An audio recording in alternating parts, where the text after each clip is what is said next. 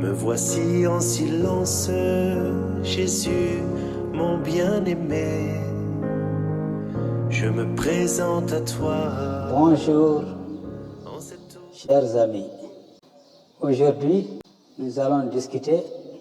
Je vais parler de quelque chose d'extrêmement important.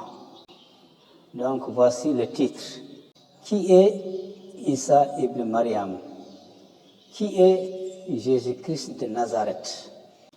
Comme nous le savons, Dieu a envoyé beaucoup de prophètes dans le monde. Et selon la religion islamique, Dieu a envoyé au moins 124 000 prophètes. Et parmi eux, il a envoyé 313 prophètes. Et comme son nom l'indique, le mot prophète signifie celui qui prophétise. Prophétiser, dire, c'est dire des choses qui vont venir dans l'avenir. Chers amis, malgré les prophètes sont venus, les saints sont venus, est-ce qu'il y a encore la paix dans le monde? Est-ce que le péché est enlevé dans le monde? Non.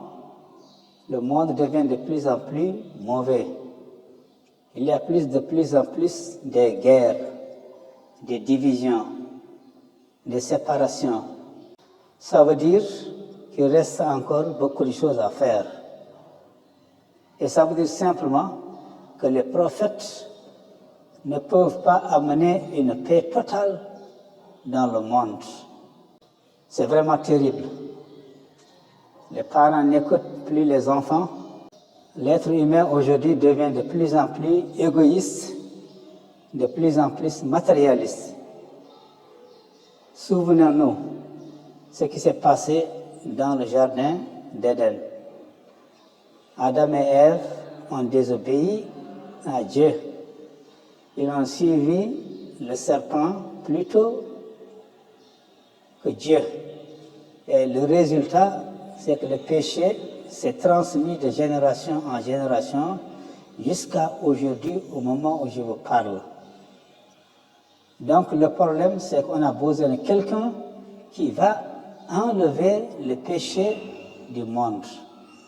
Seigneur, c'est pour cette raison qu'il y a 2000 ans, Jésus-Christ ou Isa ibn Maryam est venu dans ce monde. Il n'avait pas la mission d'un prophète. Et ce qu'il a dit est totalement différent de ce que les autres ont dit. Il a pardonné les péchés, il a ressuscité les morts, il a dit qu'il est le chemin, la vérité et la vie. Seigneur, il est là. Il était là pour enlever le péché du monde. Et il a dit qu'il va encore revenir. Et cette fois-ci pour enlever définitivement le péché dans le monde. Vous savez, le grand problème du monde aujourd'hui, ce n'est pas le sous-développement, ce n'est pas autre chose, mais c'est que l'homme est pécheur. L'homme est né avec le péché originel. Un prophète ne peut pas enlever les péchés totalement. Un prophète ne peut pas être un pont, un chemin total entre nous et notre Créateur.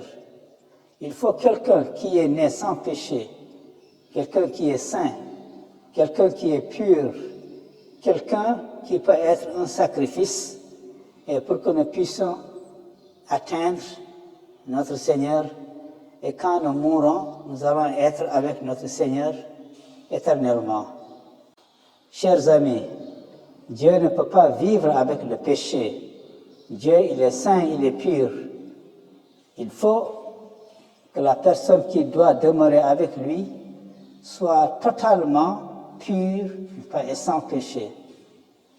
C'est pourquoi tout ce que le Seigneur Jésus a dit, personne d'autre ne l'a dit. Il a pardonné les péchés aux gens. Il a fait des miracles, ressuscité les morts, fait ce que personne d'autre n'a fait. C'est pour cette raison que les chrétiens sont au-dessus de ceux qui ne suivent pas Jésus-Christ de Nazareth. Seigneur, vous qui écoutez, nous respectons toutes les religions, mais un prophète n'a que la mission d'un prophète. On peut le comparer à un infirmier, par exemple. Un infirmier ne peut pas éradiquer totalement la maladie. Mais tandis que le docteur, le vrai docteur, il peut éradiquer complètement la maladie. Donc c'est ça la mission que Jésus-Christ de Nazareth, il est venu faire sur notre monde. C'est pour cette raison que dans le Coran, il est appelé le Messie. Le Messie al-Masih. Ça veut dire que celui qui est choisi, celui qui est oint, celui que Dieu a choisi pour enlever le péché du monde.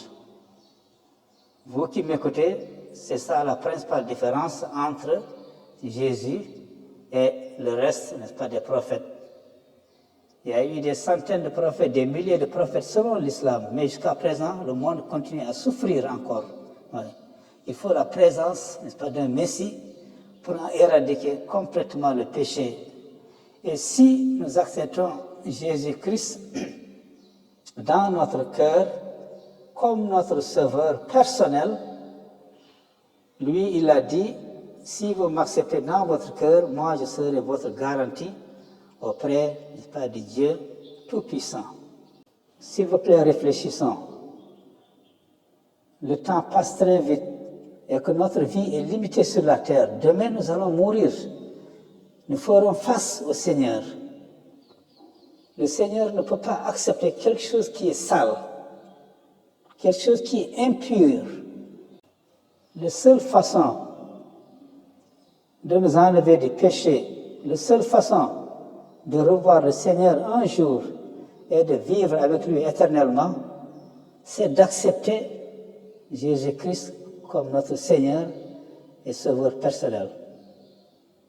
Chers amis, je vous dis à bientôt. Merci. Ô Christ ressuscité.